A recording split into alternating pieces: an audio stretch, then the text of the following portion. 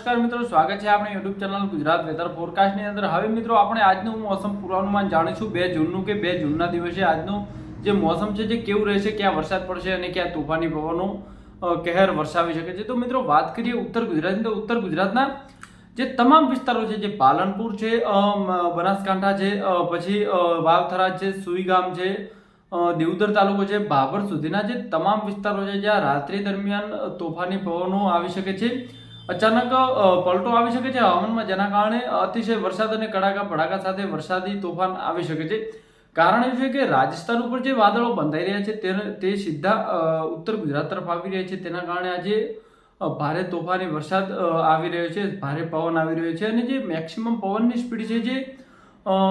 અંદાજિત જે 80 કિમી પ્રતિ કલાક સુધી પણ પહોંચી શકે છે, અમુક ટાઈમની જે 90 કિમી પણ જઈ શકે છે। તો આ ખાસ સાવચેતી રાખવી, કારણ કે ઉત્તર ગુજરાતના ભાગોમાં હાલ જે મોસમ એક તરીકે અચાનક પલટો લઈ રહ્યું છે, તેના કારણે જે આપણે જોયું કે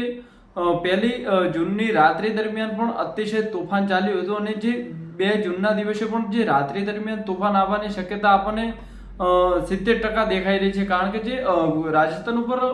વારંવાર જે વાદળો બંધાય છે જે લગાતાર ગુજરાત તરફ આવી રહ્યા છે, તેના કારણે ગુજરાતમાં ભારે તોફાની પવનો કહેર વર્તાવી રહ્યા છે।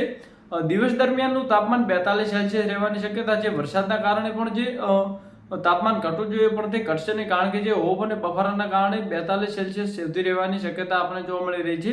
દિવસ દરમિયાન પવન સાવ પકડાઈ ગયેલો રહેશે, કોઈ પણ જાતની પવનની સ્પીડ જોવા મળશે નહીં, અંદાજિત 2 થી 3 કિમીની ઝડપે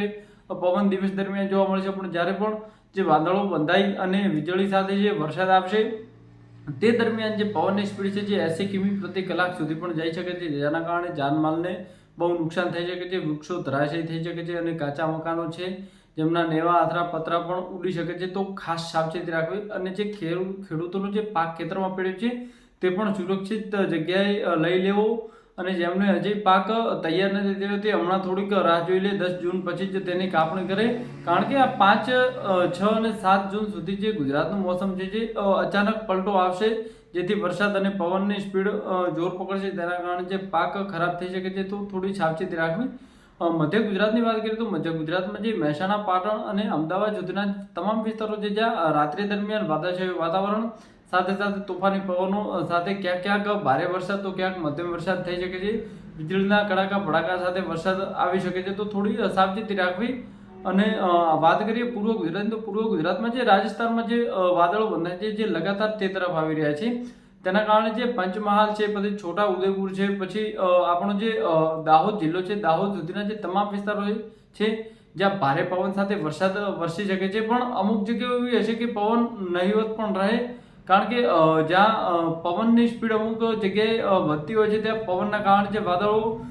એક જગ્યાએથી હટી જતા હોય છે અમુક જગ્યાએથી, જેના કારણે ક્યાંક વરસાદ ન પણ વરસી શકે। પણ આપણે જે વેધર મોડેલ અનુસાર જે શક્યતા બતાવી રહ્યું છે કે રાત્રિ દરમિયાન એટલે કે સાંજના જે 7 વાગ્યા પછીથી લઈ અને રાતના 3 વાગ્યા સુધી આ વિસ્તારોમાં ભારે પવન સાથે વરસાદ વરસી શકે છે તેવું વેધર મોડેલ આપણા બતાવી રહ્યા છે। તો થોડી સાવચેતી રાખવા હું આગ્રહ કરીશ તમને કે થોડીક આવું જો તોફાની વરસાદ આવે તો થોડુંક સેફ જગ્યાએ રહેવું, કારણ કે તમારે કોઈ જાનહાનિ ન થાય તેથી સુરક્ષિત જગ્યાએ રહેવા વિનંતી। હવે મિત્રો વાત કરીએ સૌરાષ્ટ્રની, તો જે સૌરાષ્ટ્રનો વિસ્તાર છે આપણે જે 1 જૂનનું જોયું હતું છે, જે રાજસ્થાનમાંથી જે વાદળો બંધાણા છે, રાજસ્થાનના તનોટ સુધી જે વાદળો બંધાણા હતા તે ધીરે ધીરે ઉત્તર ગુજરાતમાં આવ્યા, મધ્ય ગુજરાતમાં આવ્યા, ત્યારબાદ સૌરાષ્ટ્ર થઈ અને છેક ભાવનગર સુધી પહોંચ્યા હતા। તો અંદાજિત આપણે ગણી લઈએ કે 850 કિલોમીટરનું અંતર કાપી અને આ વાદળો આવી રહ્યા છે। તો આ વાદળો એટલા બધા સક્રિય છે જે પવનના કારણે, પવન વીજળીના ચમકારા કડાકા ભડાકા સાથે આ વાદળો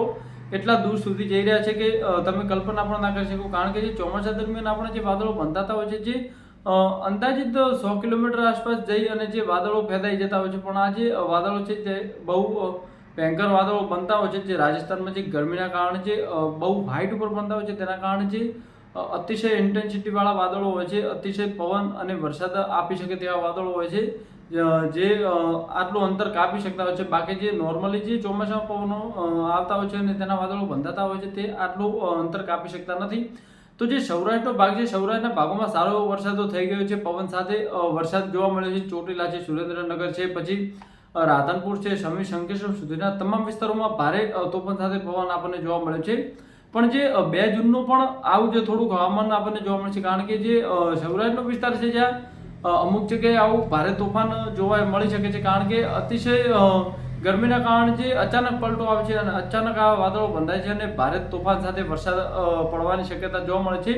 સાથે સાથે વરસાદની સાથે સાથે આપણે વાત કરીએ તો વીજળીના ચમકારા સાથે વીજળી પડવાની પણ શક્યતા આપણને થોડી વધુ જોવા મળે છે, કારણ કે જે આટલા તોફાનમાં વીજળી પડવાની શક્યતા એક આમ બાબત છે કે ઘણી જગ્યાએ પડતી હોય છે અને ઘણી જગ્યાએ જાનમાલનું પણ નુકસાન થતું આપણને જોવા મળતું હોય છે. તેનાથી થોડીક સાવચેતી રાખવી. વીજળી થતી હોય તે સમયે મોટા મકાનો છે કે કોઈ વૃક્ષની નીચે ન ઊભું રહેવું કે કોઈ મોબાઈલ ટાવર પાસે ન ઊભું રહેવું, કારણ કે જે ઊંચા જેમ હાઇટમાં જે વૃક્ષો હોય છે, કારણ કે ઉપરથી જે વીજળી હોય છે જે વૃક્ષ ઉપર પડતી હોય છે અને વૃક્ષથી લઈને થડ સુધી આવતી હોય છે, જેના કારણે જો તમે નીચે બેઠા હો તો તમને પણ તેનો આઘાત લાગી શકે છે, જે કરંટ લાગી શકે છે વીજળીનો, તમે મુશ્કેલીમાં પડી શકો છો. તો તેવી થોડીક ખાસ સાવચેતી રાખવી, સેફ જગ્યાએ રહેવું, પાકા મકાનોની અંદર રહેવું, તો તમે આ વીજળીના ચમકારાઓથી બચી શકો છો. જે વીજળી પડવાની સંભાવના છે તેનાથી તમે બચી શકો છો. વાત કરીએ જે ઓખાથી લઈ અને દ્વારકા સુધીનો જે તમામ વિસ્તાર છે જ્યાં બીચ ઉપર લોકોને જવાના માટે સખ્ત મનાઈ કરવામાં આવી છે, કારણ કે દરિયામાં કરંટ હાલ વધુ જોવા મળી રહ્યું છે. તેના કારણે માછીમારોને પણ દરિયો ન ખેડવા માટે સૂચના આપી દેવામાં આવી છે.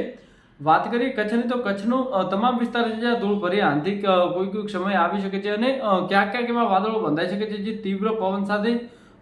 હળવા ઝાપટા પડી શકે છે. તીવ્ર વરસાદની કોઈ માત્રા એટલે જોવા મળશે નહીં, પણ જે તોફાની પવનો છે જે